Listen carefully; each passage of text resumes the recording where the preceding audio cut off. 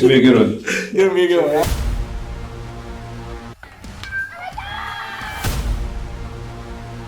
Definitely a different type of process. Cut down or freeze up. Being a coach's son. Jackson, of course, they keep retooling. One stone to face, a hit by pitch. Oh my goodness.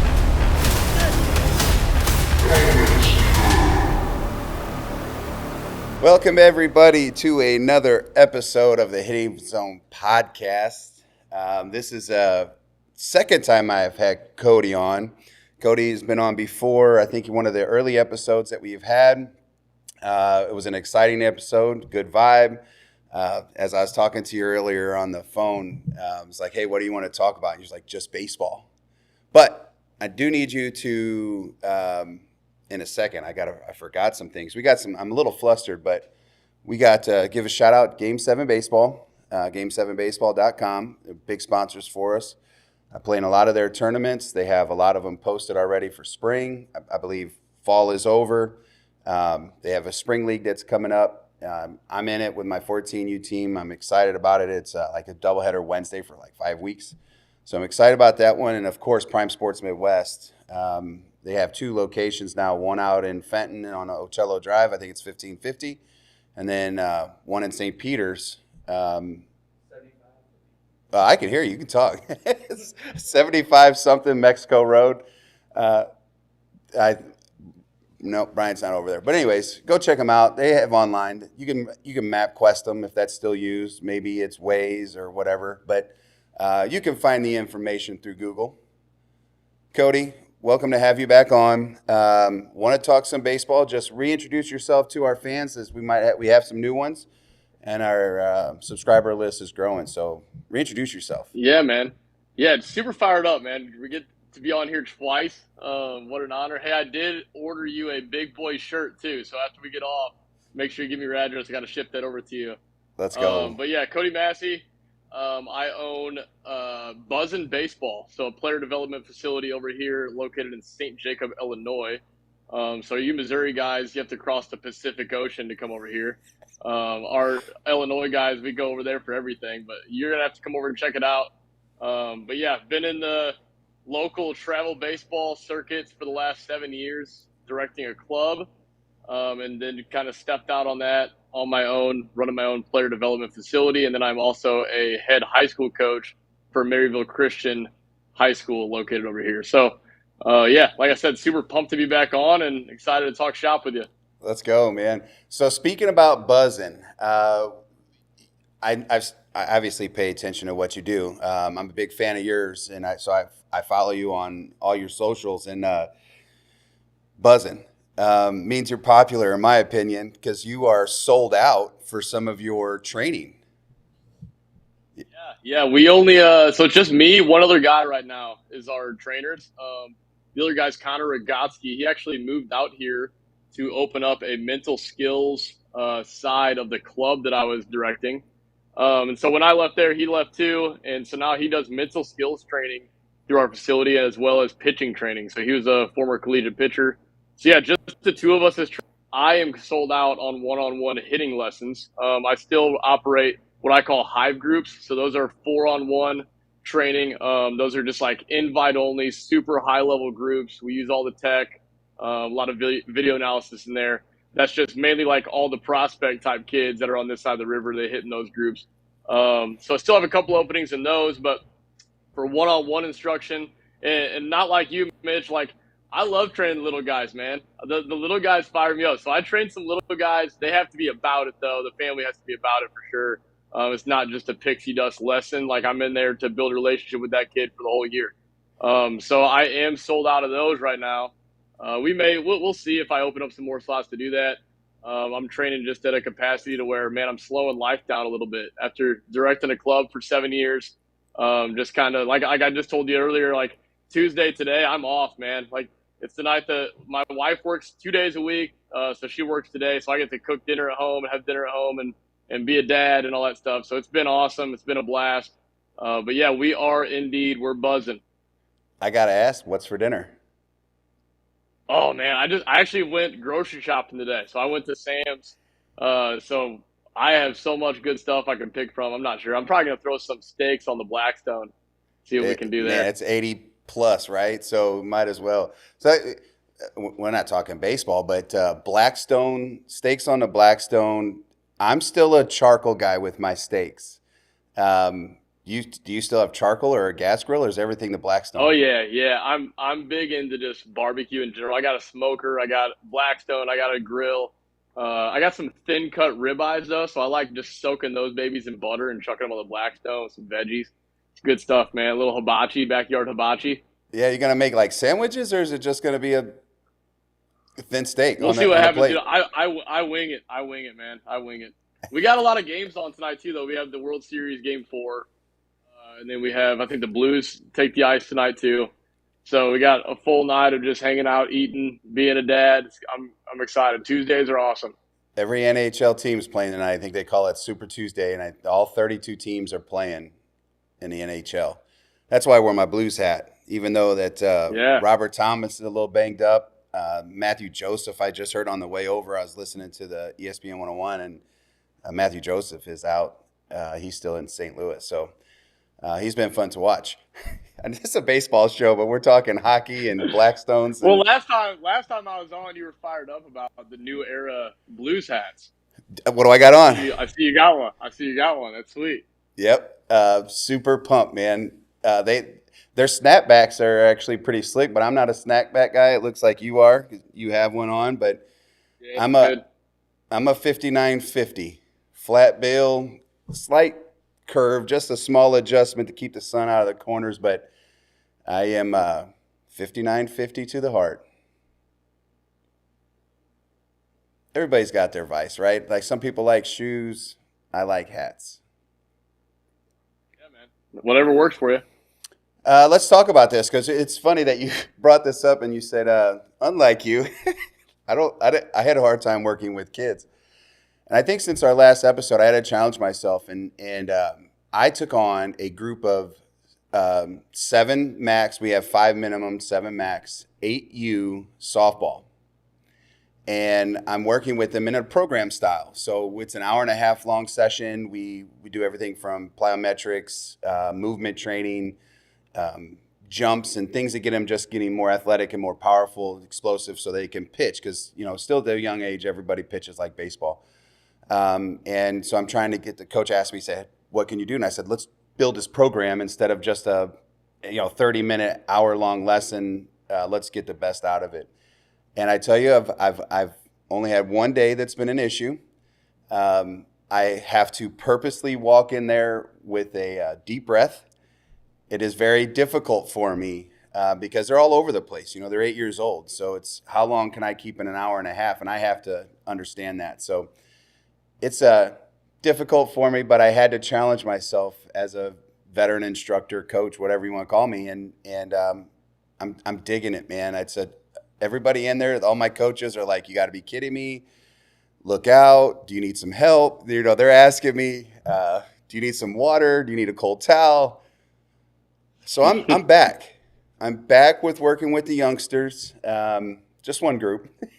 So that's it. But speaking of group lessons and your Hive thing, man, I love again, it goes back to the vibe and the marketing of your program. I love the business side of it. And I know that's not why you necessarily do this, but you do that. You do make a living, right? So the marketing of it, the Hive is genius.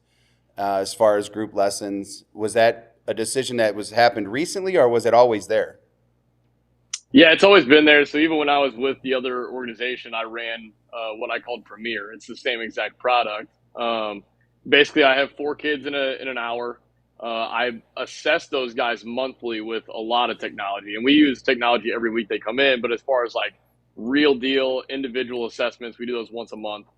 And so when they come in, we'll throw blast sensors on them, Rapsodo, slow capture camera, all that stuff. And those guys, like based on their assessments, will program their entire month's training.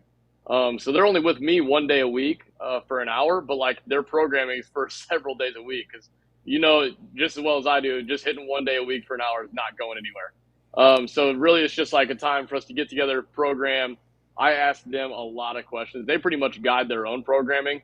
I'm just there along to help them and steward them in the right directions. But yeah, so those groups are super cool. Having it in that 4-on-1 environment too makes it super competitive, and these kids are from all different schools, all different walks of life.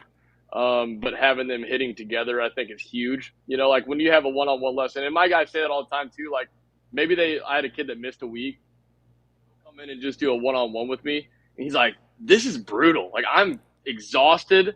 Like I don't get my chance to rest and feed the machine and like watch another guy or whatever. Like hitting one-on-one is exhausting." I'm just laughing because we're only hitting for a half an hour as opposed to an hour. But like they love just the flow of the night and the hour training that we have. And again, like I said, the competitive nature of that is awesome too. Like those guys, they're going to rival high schools and stuff like that. They play on different travel teams. But when they get in there, like they all know each other. They get there early. They hang out late, like all that stuff. It's a really cool vibe in there. Does that create some rivalry too? Oh, for sure, man, for sure. Because and we'll do competitions too every time. Like we do some type of stuff that's competitive as well. But it is fun. Like I have a kid that's a senior at Triad. He hits stuff 98 mile an hour, and he's like 160 pounds. And everybody in there is like, what the flip is up with this dude? And like he just knows how to maneuver his body, use levers like so well. How he catches stuff is crazy. He's committed to McKendree University. But I'll have a kid like that, and then I'll have a 16-year-old just that thinks he's going to go in there and just destroy stuff. And so he's learning how to be a little more finesse and not as crashy by watching a guy like that, and seeing like, man, like he moves like butter, and that's what makes him rake. Where like for me, I feel like I'm just nutting up every time and it doesn't work. So getting those guys around each other is just so huge. And so those groups, like you said, the marketing piece of that, the business side, yeah, it's awesome. I get to hit with more guys and so on in a time thing. But like those hours are really, really cool.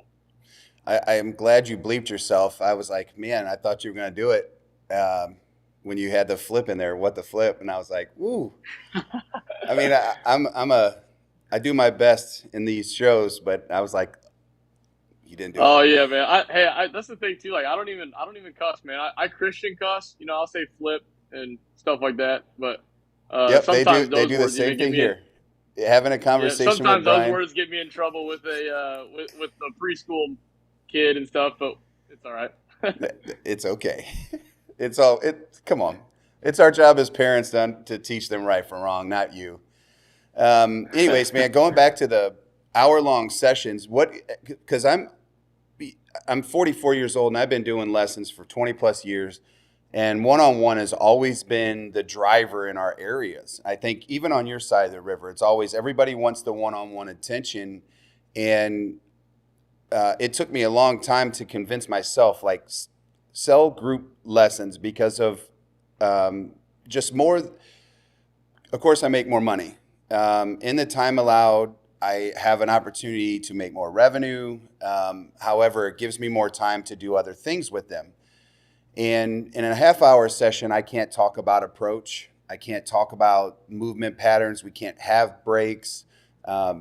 You're not going to take a 10-minute hitting session and talk 20 minutes, right? Because all that person's going to do is just go to the next guy. And they still made anyways. But the group side, like, I love doing it. And especially the program side, which I think that's what the Hive is about. It's more about the other 6 days. And so, one, do you like doing group more than the one-on-ones? And I know both of them have their benefits. There's probably more pros in the group stuff. Like you talked about the competition side, the rivalry building, especially as you have kids that are from different areas, different schools, different club teams. But for you, it's like 4-to-1s.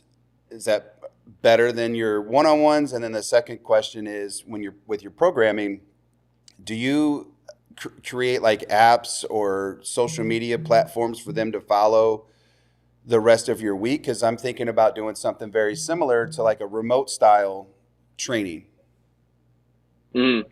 Yeah, so for me, the 4-on-1, the groups are way better for me. Just like you said, the relationship side can grow a little bit more in those environments. Because like, for instance, if I have 4 guys. I have 2 cages, 2 junior hack machines. I have everything I need to keep them, moving and not bored and standing around. But in those times where they can transition, we can communicate a lot of things. Like you said, during a 30-minute lesson, sure, we might communicate something really quick while they're catching their breath between rounds and stuff like that, or while we're picking up balls, but not at the level that we do when we hit for an hour. That's the thing too. Like one-on-one sessions, they're hitting for a half an hour, and it's more money to hit with me that way. Or you can pay a little bit less, hit for an hour with dudes, with studs, and have more time for all that stuff you're talking about. Talk approach. Like we'll have one cage just designated to filthy curveball one night, while the other cages, Rapsodo fastball is working on mechanical things. The other side's strictly approach. And so we design our hours that way to where, man, they're learning how to be a hitter, not just a swing. They're not just coming to me for swing guru stuff. That I want them to. I don't even care what they look like. If they're going 4 for 4 tomorrow with 4 bombs. Like if that means they're going to hold their bat upside down, then we're going to do that. And so the approach side, it allows more time for that in the 4-on-1. And then your second question. What was the second question? You were talking about The programming side. Programming. So, yep. So when they leave, so I used to do stuff like down on paper and so on. I actually communicate with them pretty well during the weeks. Like we text, like most of my clients, we either text or like we'll share Instagram stuff, like all that those things. Like each kid's on a specific plan, specific to them, but it's not like, detailed what you're supposed to do every single day, what you're going to eat for breakfast, like all that stuff. It's more of like we'll have concepts that we're trying to achieve with that guy, and every week we'll make adjustments in language and things like that to try to get it to stick and click. And so it's one of those things, like if I'm at home on Instagram and I see something that, Cam Ginger puts out there about a certain move and it applies to a certain kid, I'm just going to send that to that kid and I'm going to share a bunch of notes on that. And so that's really big, is the relationships I have with those guys in 401s. And that's why, like I said, it's an invite-only group, because I have to make sure a kid can handle that he can handle, how to get working on his own. He understands concepts that, like, I'm really big on. Like, I'm really big on teaching, making sure they understand their launch position. Like, that's the number one thing I want them to understand, like, where they're at when their front heel hits the ground, because that's where a lot of our stuff either breaks apart or is awesome. And so even if it's a stud and I've never hit with them, I typically will do one-on-ones with them first before they go into groups, just so they understand some movement concepts. But outside of that, the programming is just more of like, we're going to walk through life together through the week. They're going to send me clips of them hitting in games. Like a lot of instructors hate like their parents blowing them up all the time. Like, oh, he was 0 for 4 yesterday. Your instruction sucked. It's like, no, like I want to see that stuff with my guys. I want to help them through that. And, baseball's hard. Like, just because you're moving well doesn't mean you're going to go 4 for 4. But I can guide them through the mentality and the approach side through the week. So we talk a lot, man. It's not just that 1 hour when they're with me. We have a pretty good relationship, all the guys I work with. So, yeah, man, it's like when I think about what you just said and seeing the 0 for 4s, like a parent might say, hey, my kid was 0 for 4 on Friday, facing a kid that was 90. Had a good slider, had 3 good pitches, was going to University of Cincinnati. I'm like, he was supposed to go 0 for 4. You might have got a bloop hit and felt great, or maybe even a walk and got to go 0 for 3 or a sac fly or something cool. But you're supposed to go 0 for 4 when you're facing a guy like that. So if he had good mechanics and he was 0 for 4, that's baseball. And as a former recruiter, when I go to watch a game, I look for failure more than I look for success. Because how do you handle it? And I think when you talk about these, seeing these videos through the midweek or the weekends, and you have them on a Tuesday, well, not Tuesday, this Tuesday, but on Wednesday or Monday or Wednesday, after the weekend, you could say, hey, well, look at your body language after your second swing. Your at bat was over because you missed your pitch instead of resetting. Those are part of the approaches, right? Because there's going to be a new pitch. There's going to be a new approach, a process that has to change pitch to pitch, because if a ball gets away and a runner moves up, instead of trying to hit a double or something, now we're just trying to hit the ball right side, get him over anyhow, whether it's a ground ball, a line drive, whatever. I can get him to third base now, because it comes about the team setting versus just your individual goals. And I think some of the problems that I see in our sport is that everybody just cares about what they're doing. the parents do the same. They just talked about it on the mom show, I think it was yesterday, and how so many people care more about the 4-for-4 than they do the team win. And it doesn't play at the next levels. It doesn't play in high school, and it does not play in college. The atmosphere in college is 100% about your team and the 40 guys that are in that locker room. Do you think that is accurate in what I'm saying? Is because that's what's part of your program, is you get to have those conversations and resets and training those? For sure, because at the end of the day, I want to be known as like an offensive coach, not just a hitting coach. Like, I want them to understand what can they do to help the team win. That some of that's bunting, right? Like, and here's the thing, man. Like, as a coach, I don't like bunting. Like, I'm very much like, especially younger ages. Like, dude, get up there and swing. Like, you only get 4 chances to go get a knock today. Who cares? But like, man, there's coaches you're gonna play for that they want to bunt all day long. And if you're gonna get in the lineup, you better be able to bunt. So you got to know how to do those things. You have to know how to go backside and all that stuff to your coach approach. And guess what? When you get in the game, maybe you do something different. My college coach was like, I'm a left-handed hitter, man. And he loved for me to just slap stuff in the 6 hole. And I'm like, this is goofy. Why? And so, like, guess what? In practice, I slap stuff in the 6 hole. When I get in the game, I drive stuff to right center. And is he going to get mad at me for driving stuff to right center in the game? No, probably not, right? If I roll over ground out a bunch of times, he might get mad because I didn't stick to his approach or whatever. But guys need to know how to do a lot of different things. And so those group environments, man, it's huge because I'm able to set the stage of what we're doing. We do a lot of super hard stuff in there. I'll get disgusting curveballs going with one of the hacks. We'll have super high velocity on the other one. And so their success rate, we'll have days like they're going to leave the doors just super ticked off. You know, like they're not going to come in there every single time and I pat them on the back and say, you're going to be a great hitter, buddy. It's like last night I had 2 guys leave and like I know they probably got in their truck and they're like, dude, I'm never going back to hit with Cody again.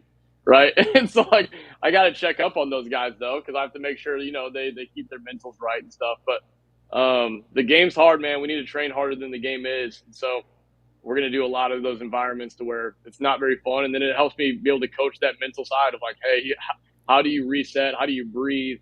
How do you go about the next pitch and not just think about the last one? And it buys me more time to coach those guys, buys them some more time to think. I love it. Man, it's crazy to think about how much harder practice is or should be or on your own work than the actual game, because that's what we call fun. When you ask Kobe what was fun, he said it was the practices, because that's where ultimately you learned and you made adjustments and things like that. And I can appreciate that because I played the game to have fun. I don't remember ever thinking about my 0 for 4 the day before against maybe a bad team and should have went 2 or 3 for 4. I didn't worry about the 3 for 4 I had against the best pitcher in the conference when I played. But when I practiced, I wanted to go 100 against 100, you know, prepping for that guy. And I always felt that I had to practice harder so that the game was easier. And I think that's the best athletes in the world do the same thing. Freddie Freeman talked about it on his Grand Slam in Game 1, you know, how important his dad was in the training and the stuff in the backyard. And, I don't see enough of this conversation happening at home. And I think parents who are driving these 11-year-old kids to practice every day or once a week, and they're forgetting about the rest of the week, the progress is slow, extremely slow. And so when they come to practice and they make 2 steps, they take 3 steps backwards, a little Paula Abdul, if you will. You know what I mean? So it's wild to me that the expectations that people have on coaches, and they forget about how much they're responsible for their growth. And it doesn't start with just how much money you have. You don't have to have $1 to go outside. You can literally go outside and throw MVP, let him fail, let him be terrible, have him watch games, and next thing you know it, if he mimics guys, right, he might become a little bit better. Because we didn't have training growing up. I mean, I think actually Jerry Daniels was probably my first hitting guy in 8th grade. So I was 13, 14 years old before I ever got instruction on hitting or throwing a baseball. I just wanted to mimic a big leaguer. I had no idea of what internal or external rotation was and what caused it, right? Now I do, because we have so much more information, which I think this is the goal of our opportunities as coaches now is to see how the body moves, because we can't, our kids don't do enough outside to train their bodies not to have this external move in the knees. You know, I had to jump a fence. I had to play basketball. I was running and playing tennis. We don't do that anymore. And I'm not picking on kids. We just have to reevaluate and say, okay, hey, here we go. This is what I love about your program idea. This is what I want to do. It's got to be more than that. You know, what day of the week are we working on recruiting? What day of the week are we working on lifting? It's more than that. And I like your invite only because obviously you have guys that are dedicated to already doing that where you don't have to monitor it. Do you ever envision doing this with a mid-level high school kid versus your top tier, or is this where the one-on-ones come in? Yeah, I'm thinking about transitioning this model almost down into like junior high guys next. But in that environment, I want to have the parents involved. So like for instance, and that's the thing too, like a lot of my high school guys, they're able to get their week's worth or their week's work with each other or other teammates. So they have somebody that's flipping a ball, something like that. Those junior high guys, not necessarily the case. You know, maybe dad's not in the picture, so he doesn't have somebody to help him with that. So like I may build some type of model into there, just with the parents involved, to where it's like, hey, dad, like you have to make sure that you're doing this with your kid, right? Like, and so I think I am going to scale it down. I just haven't really gotten to the nuts and bolts on what that looks like, because that's the thing, you kind of hit on the head too. Like my job is also to inform. And so like I'll use this data and technology to inform a guy about their move. And then guess what? When they're making their adjustment, it's not going to feel good. They're not going to make that move and go 4 for 4 tomorrow. It's just, we're building their programming to help those numbers get a little bit more efficient. And so like, for instance, like I'll have a guy that comes in with an early connection of like 120 degrees, meaning like he stabs straight down and hands work underneath and he has to climb back up to get above it. Right. And so that guy, I'm going to cue him with like, hey, like we're going to feel like swinging down. We're going to do poo holes. Like I'm going to teach you like poo holes for a little bit and we're going to feel that. And he's like, dude, this feels sucky. Like I hate this, but I'm not, whatever. I feel like I'm not hitting stuff hard, but like we're going to buy into that for a whole month. And I'm going to program all the stuff around like we're going to get that first initial move efficient. And then we come back a month later and it is efficient because of all the work we just did over the last 30 days. And he's hitting stuff harder and more consistent and all this stuff. It's like, bing. Okay, the data and technology did show me, and I saw the poor move, and I'd match that up next to a big leaguer and say, hey, this is what a good move looks like. This is what your move looks like. And then all of a sudden, like a month later, now they have the knowledge and the data and all those analytical things, but they know how that specifically applies to their feel. And so, like, again, like when it goes, you're asking me about like the mid-tier high schoolers. If a kid can process and think that way, and like he's going to put in the work to make those adjustments, absolutely, I'm going to take that kid on as a client. But if it's a kid that's just, again, wanting to come in there and say, hey, man, I didn't make my freshman team last year. I want to be on varsity next year. I hit one day every 2 weeks, and I don't watch baseball and whatever. I like to go hang out with my girlfriend. Like, see ya, bro. Like, go hit somewhere else. And so that's what's super, super fun about it, man, because I can tie the analytical side into a feel, and that feel is going to help that kid exponentially grow specific to them. One kid I might tell to swing down. The other kid I'm telling we're going to have to keep his front shoulder over the plate, like whatever. Different language for every single kid I train. I'll use teacher man language on one guy, and I'll use 108 performance on another guy. Doesn't matter. I just want to use whatever's going to help that kid process. And that's where like Cam Ginger and those guys you've had on before, they're going towards like that motor preference is kind of their buzzword. Like they're going towards motor preferences. And that all comes back to just like, man, how does that kid make adjustments? How does his brain work? How does he go through that process? It's super fun, man. It's just every day is a puzzle piece. It's so fun. What I love about, well, here's one thing that I've noticed. It's funny. The way that you talk is you're under 30, right? 28? Just turned 30 a month just turned ago 30. today. Well, happy belated birthday.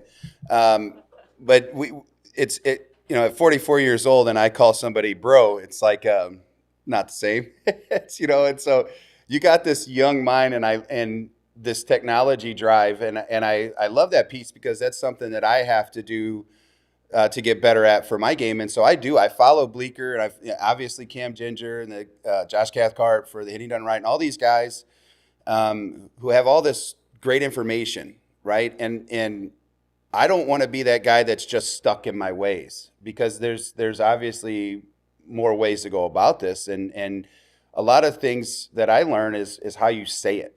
And I've realized, like, just having a little bit more fun with the kid versus being so strict of a coach has allowed me to sink in a little bit with trust, right? And I think when you build that trust, you build that program, you have the results that you're getting with these young people. Which leads me to the information side. What is your favorite piece of equipment that you use? So whatever technology it is, and this is not a paid thing, but if they want to, chime in and give us some money, I'll be happy to take it. But you've talked about blast, because we talked about angles, Rapsodo, slow motion cameras. You have some hack attacks, so you can include that because that's technology, and especially with some of the pitches that thing throws. But what's your favorite piece? Man, that's tough. I don't know if I can just pick a favorite. I would say, like, the most necessary piece is a camera. The most necessary. Because you need to be able to see what your move looks like and compare that to big leaguers. And just like you had said it earlier, it's like, that's what you did as a kid, right? That's what I did as a kid. I never went to a hitting instructor my whole life, man. My dad was just a genius and a great coach. And so I was fortunate to have somebody that, one, would throw me baseballs every single day, and then two, knew what he was talking about and said it in ways that I could respect him and not say, shut up, Dad, But I would say the camera's probably the most necessary. I would say my favorite piece is probably Rapsodo, just because when a kid can see how hard they're hitting it or how far or whatever, it just provides a little bit more motivation and inspires them to want to get better, right? Because they'll see big leaguers or these upper echelon guys hitting stuff really hard, really far, and that's what they want to do. And so just having those numbers on them, I think is probably my favorite piece, just because that's their goal setting. That's their what they're going to go put in, like, the work for, is to hit balls hard and hit balls far, get more hits. So, but I mean, you can expose all those guys all you want to, like, those cool numbers, but if they can't hit that machine throwing filthy curveballs and high velocity and all that stuff, then it doesn't even matter. So every single piece of equipment and technology is super important, and it all just blends together really well. That's what I was going to ask you next, was like, so what's the downside to Rapsodo? Because this is the piece of technology I don't like because of the showcase side, the combine style things, right? These kids are literally training to be good at showcases, and they're bad at baseball. And it doesn't play. They transfer. They go from a D1 to a D2 to a JUCO because they can't make it anywhere, and they have to, recover. And so what is something about, and we just bought the Rapsodo Pro 2.0. Haven't even unboxed it yet. Yeah. Thanks to Miller Furniture for taking care of me there. But I hope it's great. I'm expecting it to be great. I watch you use it. I watch some of your demonstrations on it. I can't wait to share that with my athletes. But again, it's for the whys. So for me, it's like, okay, this move, which I don't have a camera. I use I just bought an iPad for the Rapsodo. Yeah. And I don't have a slow motion camera. I don't have a great app. So after the show, text me some of this so you can help me out on what to use to help these kids. But that's what I want to use it for. It's just the information and the why. Okay, you see why we gain 5 miles an hour on the heater, why we gain 5 miles on exit speeds, to show the proof, again, to continue to work hard. But my downside is they look at the number, and I want to get to 95 as a 16-year-old, all they do is chase the 95. They want to swing as hard as they can. They want to take the bat like it's Bam Bam and swing it as hard as they can straight in the dirt. Forget all the other stuff. So it's one of my things I don't like. What's something that you don't like about technology? Yeah, I would say, I mean, to your point, I want them to train with complete intent every swing because it's easier for me to coach them down mentally than for me to speed them up physically. So, like, I would much rather them go in there and swing like Bam Bam and, like, try to get them to learn how to hit, you know what I mean, mentally, than trying to get, some kid that's a genius at understanding hitting, but then he hits balls as hard as he can. They're 60-mile-an-hour ground out second base every time. But as far as just like downsides, like you said, like just because I hit a ball 98 doesn't make me a good hitter. Okay, so like I'll have kids that they're BP All-Americans off of that, and that's why it's huge to make sure you're keeping them honest with super hard stuff, like just filthy stuff, or I'm gonna mix BP. Even just like it can be scripted too. Like my dad was always big on, we're gonna do 2-and-1s. He's going to throw me 2 fastballs, and the third one he's going to throw me a curveball. We're just going to do that over and over and over. It's going to keep me honest, make sure I'm covering the plate, all that stuff. So we'll do a lot of scripted things too. But the downside of the technology is people are just scared of it, and they shouldn't be. Like just like how you're talking about it, it's like, man, I'm not a genius, bro. I'm a college baseball player. I can understand it just because it intrigues me.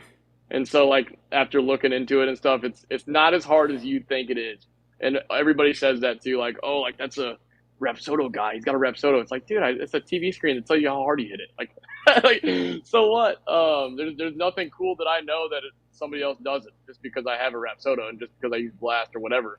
All it does is it's going to back your old school train of thought to be accurate is all it's going to do. And it's amazing because kids learn different ways. They're going to learn analytically by seeing it. They're going to learn by feeling it, learn by hearing it. Okay. And so like just having all the tools to have them be able to learn is the biggest benefit ever. So yeah, I can agree with you. It supports the eye test. And that's, at my age group, I think I might be the last of, that's how we were taught. That's how we trained. That's how we were critiqued. Judged as athletes was always the eye test. I don't remember doing 5, 10, 5s and 60 yards. And I know it's been around for a long time, but when I was trying out for my high school team, my coach wanted to see who fielded the ball well, moved good, threw the ball across the diamond, and got the fastest kid out. Whether it was by a step, an inch, or 5 feet, it didn't matter.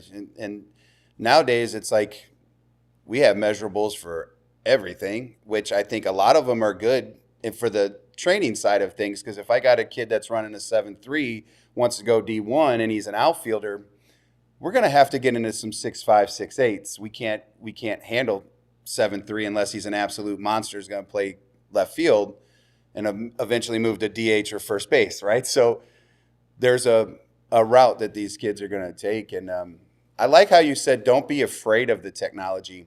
I think blast motion is a fantastic tool, especially if you have it for your home sessions, or when you hit off a tee or take dry swings or whatever. In game, they let you use it in game now, and you can kind of find out some of the results of your approach during a game, because you could see how, in batting practice, you talked about launch earlier, how they're not getting there, and angles change, the 90 degrees. Sometimes we'll, be having our bat facing towards first base.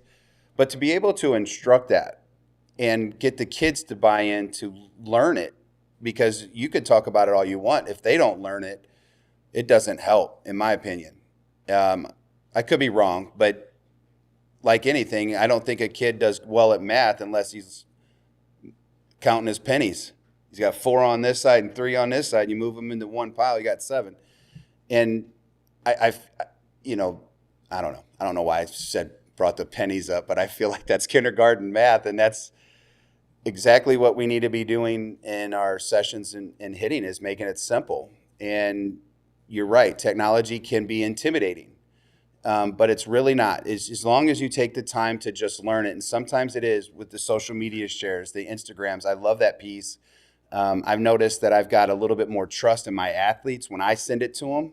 What are we talking about in our session? Of course, my phone's listening. Google's always listening. So my pull up Instagram, it gives me a list of things we just talked about. Boom, I'm sharing it to my groups. I didn't even know you could make Instagram groups until just recently, by the way. And I send it to my whole team of athletes that I work with, or parents that I work with.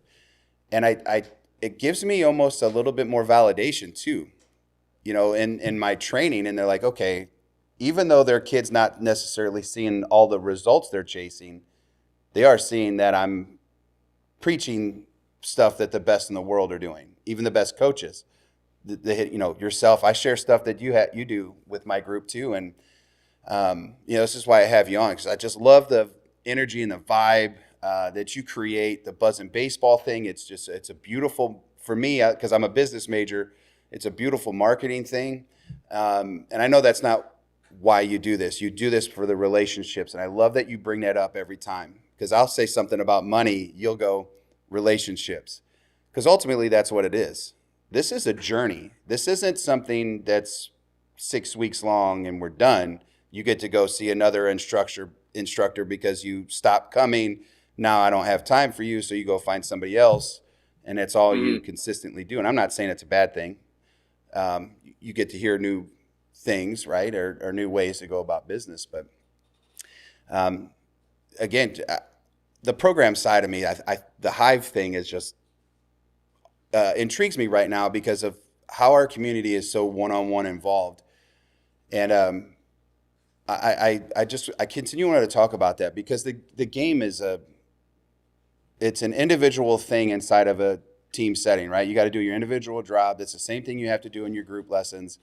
And I feel like in group settings, these kids have to fail. They have to adjust. Where in one-on-one sessions, that's not a thing.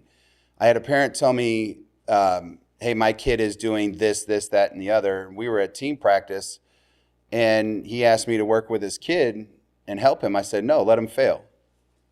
You want to come to me in a different setting, let's do it. But in a team setting, he needs to ish or get off the pot, right? So he got mad at me for that. I let it be. Well, he had a couple failures in the game, didn't let him bother him. He made the adjustment, and then he went 3 for his next 3. You know what I mean? So it's like some of that's luck. It's just whatever. It's baseball.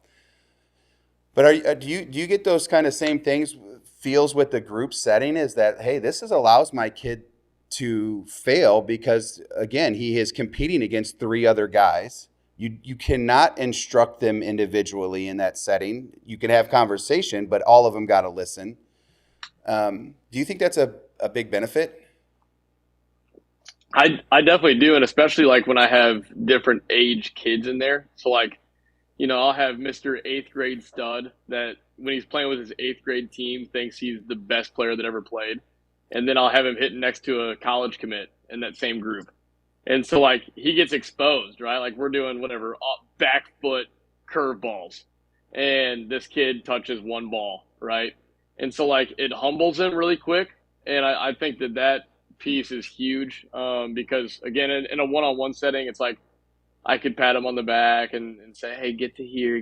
Like, no, he has to try to self-organize that himself. He's going to take his round, and he's going to be having, a couple of college kids staring at him the whole time. It's not like butterflies and rainbows. It's like, hey, you're getting into the doghouse right here, and, like, we're going to get at it. And so that piece is huge. Backing up, too, like you were talking about the technology thing and, like, getting our kids to understand what they see in that. I don't give a rip if a kid understands what his early connection numbers are. I don't even want him to know. Like, I just want him to know what it should feel like to make an adjustment. And so, like, some of those analytical kids, I'll explain it to them because they're like, right, it makes sense. But then some of the best hitters in the world have no idea what they're doing or how they're doing it. And so, like, I just try to simplify stuff so simple to that. It's just that data technology piece is just going to back your language a little bit better, and it helps supply just another layer for them to understand some stuff. But yeah, the group setting, man, the competitive nature of that and the individual like processing that takes place when I put a kid into that environment and I'm not there patting his back the whole time is huge. Final question for you. I am not a big fan of the eye black all over the face. I love I love the stripe. You can even put the cross on your eyes. I'm good with that. I don't like the big war paint. I am not a fan of an elbow guard anymore. The oven mitts. Am I too old fashioned? No, I mean, a lot of that stuff's eyewash. That said, though, like elbow guard, whatever. If you're going to get on the plate like Bonds, put that baby on. That's fine. Why get out of the way? The sliding mitt, man. I hate the dudes that wear the sliding mitt when they go play defense. It's just like that's the most eyewash thing I've ever seen in my life. But I have some, hey man, you may be making fun of me for how young I am, but I have some old school tendencies. And so yeah, I'm with you on a lot of that stuff. Yeah, it's the beard that gives me the old school tendencies. I still think you have one of the best beards in the business. Yeah, it needs cleaned up, man. It's a little scraggly today. Yeah, it's scraggly. You should see mine, man. I'm trying to grow mine out for hunting season, and all it does is become this rat's nest, whatever. And I got to brush it, and then it's thin. I did put oil in today, but tried to keep it matted down a little bit. Do you paint up the cheeks for hunting? No. You know what's funny? I do. We have a river blind, and it faces the sun. I will use old-fashioned cork, and you have to use a wine cork, but you have to use the wood or whatever it is. I don't drink wine. I'm a whiskey guy, but I used a plastic cork one time. Wasn't paying attention to it. I thought it was I guess it's wood. Lit that thing on fire. Got real tall. I was like, oh man, it's gonna, cut the color down on my face, and stuck it on my cheek, and it burnt me. Nice. I might be able to still have a picture. I'll share it on the show. We could actually put it on this if you want to just overlay it later, Drew, when you edit this. But it was a giant circle, and all it did was sizzle. And I left it there, and I was like, what's that noise? and yep, I hunted with a whole day with a hole in my face. But man, that's good times. That's what happens when you wake up and brush your teeth with Fireball, I guess. But anyways, that's going back to the sliding mitts. Hate them. They always slide in either, wrong hand or whatever, and it's just I don't know, man. Protect your fingers if you need to. You got some hand issues. I believe in it, but I hate it when you go out to the field or when you're hitting with it on. And I actually had a player say that it gives them the +10, +5 or whatever it is in their back pocket. And I said, okay, man. +10 drip, bro. Yeah, no, it's the +10 swing, like it's EA Sports game or something, or whatever MLB the show is operated by. But I'm like, okay, the +10, you're a 210 hitter, so 220? You know what I mean? Is that the +10? Because it ain't 310. But anyways, man, that's the old-fashioned part of me that I'm trying to find a good middle ground, right, with my group. What makes us feel good and play good? Because I did believe in, I always have my pants up because I love the old school look, right? And I felt that made me look good. Is it the same thing as having these bright pink or bright yellow arm sleeves, rad batting gloves, they are cool. I'm a Franklin guy, red, white, and black. That's what we had. I don't even know if we have red. We might have just had white and black, but my school colors were orange, white, and black as a Rittner kid, so that worked. But do you have anything as a coach that is drippy for you? Oh man, I'm a t-shirt hoodie guy. I like t-shirt hoodies. Hoodies. That's maybe yeah. I'm an overweight fella, and I don't look good in t-shirt hoodies. Yeah, it's like the Belichick, but just normal short sleeves. The Belichick. I do have one I liked. That when I was at Timberland, when I was coaching there, Coach gave me an Under Armour one, and it's like this soft Sherpa. It's like a mid-season, like a early, cold. I don't know what to call it, but that's actually pretty slick, man. But otherwise, I am a shoe guy, and the guys get on me because I do buy fake Jordans, and I wear them in the dirt. But if I am on turf, I wear my real ones. They get on me, though, when I come with the fakes. They know. They do, but it's like $45 or $200. I'm going to ruin a $45 pair of shoe, not a $200 pair of shoe. So, Cody, man, this is awesome. I love having you on. I love your energy. Please go give this guy a follow. He obviously talked about Cam Ginger, who we've had on the show. He watches Bleecker on 108 Performance. How can we find you on your socials? Yeah, at Buzzin Baseball is the best way to see all the baseball stuff we got going on. Like I said, we have mental skills. We have a sports psychologist on staff. So we do a lot of mental skills training on there too. We just launched a podcast episode yesterday just on athletic identity. It's definitely worth a listen just around the muck and yuck of youth sports. So you'll be able to get in there and just get your head right. But at Buzzin Baseball, best way to see our stuff. We have YouTube, Instagram, Facebook. And we're on X, Twitter, what I still call it. But what is the name of the podcast? It's not. So it's just at Buzzin Baseball. It's just our. It's on our YouTube. So it's not an actual. You can't find the podcast on Spotify or nothing like that. It's just on our YouTube channel. I got you. Just a couple of guys talking. Podcast, what is the name? Is it just at Buzzin or is it Buzzin Baseball? Mental skills. I tell you what, two mental skills interviews. The Muck and Yuck is a fantastic name for whatever that's worth. If you're talking baseball, because that is a lot going on. Maybe I'll have to have an offshoot of that. Well, I can be your yuck or your muck. So if you ever need a Who was guest the guy on that your ran show. there was a guy that ran the St. Louis Trash Pandas like Instagram thing a few years ago, just talking about the garbage of youth sport. It was a good time. You need to go look it up. It's kind of like the Herd at Lake Point account. If you ever heard that or seen that one, that's hilarious too. No, I'm going to have to venture into these. You might have to share with me via text or something. But Cody, thank you, man, for jumping in with us. It's awesome that you're getting busy. I know that I guess you're about 6 months you've been open, right? 3 months. Yeah, just over 3 months. We started July, So you were fresh when I first had you on. I thought you were on a couple months when I first had you. So, hey, man. Straight out of the wrapper. Straight out of the wrapper. Still got the new car smell. Cody, I appreciate you, bud. Have a good one. Yeah, have a good one.